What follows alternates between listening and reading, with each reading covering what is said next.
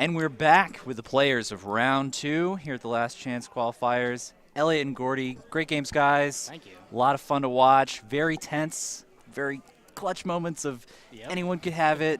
And, heartbreak and excitement. It was a good time. Let's start with game 1. So this was controlling the message.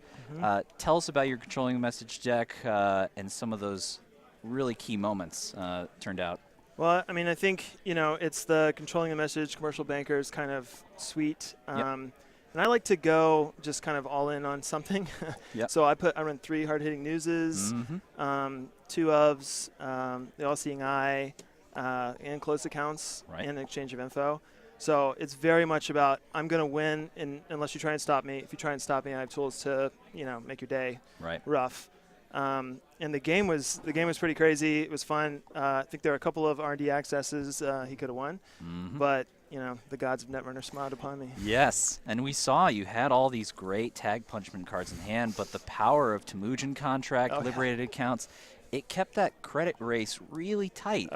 The other thing, and Gordie, this is a great snag for you, I think, was the early Sol set slums, essentially canceling out controlling the message ability with Wizard. Tell us a little bit about that. Well, my opening hand was really good. I had Temujin, I had Sol set, I had maybe draw and sure gamble, so that's in instant keep. Yeah, it does a lot of work. I felt like I was on my heels for the first seven turns or so. It was the toll booth. Like I couldn't, once the David ran out, I didn't have a way through that, and couldn't prevent the exchange. There's a moment I installed a wraparound over the toll booth, and I was like, haha, I'm going to get those David counters. I forgot about paperclip. Already installed. The amazing paperclip coming out of nowhere, always where you need it. It was really solid, and we really enjoyed your play of agendas and putting them in there, and is it a breaking news? Is it not? You got the first breaking news and then found a second one. Particularly we saw with the Moonbed Virtual Tour, really nice include there. Just makes that remote a real bummer. And that really was a great turning point. Basically everything you could hope for in tag punishment in one turn. That was a last-minute swap, 2 Moonbeds for red herrings and reversed accounts. I saw a deck online, I think it's on Netrunner DB right now, that had a few of them. It's way different in other respects, but too many times those other cards just too situational, and Moonbed felt like a better. Well, it seemed like it was doing work. It was a tight one, but you got there. Then game 2, very different setup. Gordie, it looked like your deck was very fast, advanced focused, and it seemed like really advantageous given the huge amount of pressure of not 1, not 2, but 3 potential Apocalypse coming in.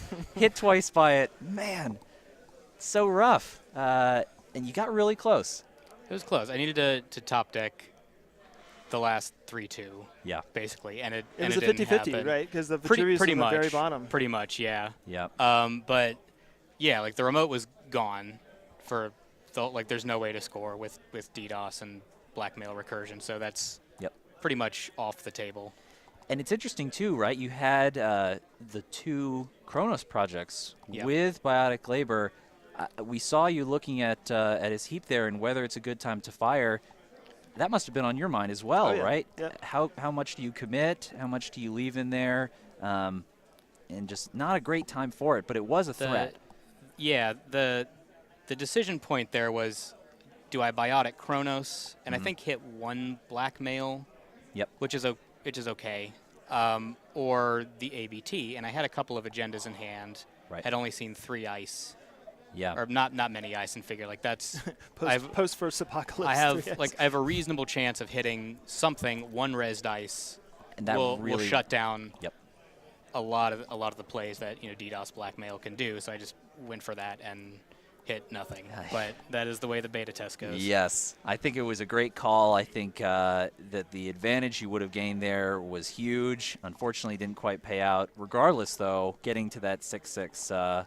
Very close final moments, and the R&D gods did not smile upon you today. But well, still great games. Really enjoyed watching you guys play. Very tense, very technical, smart play. It was a good time. Yeah, for sure. So good luck with the rest of the day and all that sort of thing. Before we head out, I want to Sure. give props to my kind of testing buddy Judah. Oh yeah. The Valdec, the kind of Apocalypse Valdec was kind of his shell. We've been kind of refining and testing it together the past 2 weeks, and awesome. It's pretty fun to play. It was very impressive. It seemed deck. like it was doing a lot of work. Yep.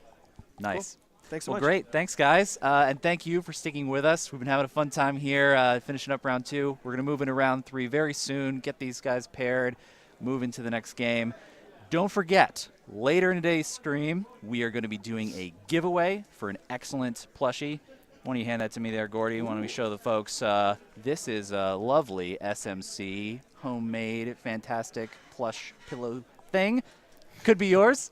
And we have ourselves an exclusive card reveal from the upcoming data pack later in this stream. Get excited. It's going to be a good time here on PeachHack. Stay tuned. We'll be right back. Thanks.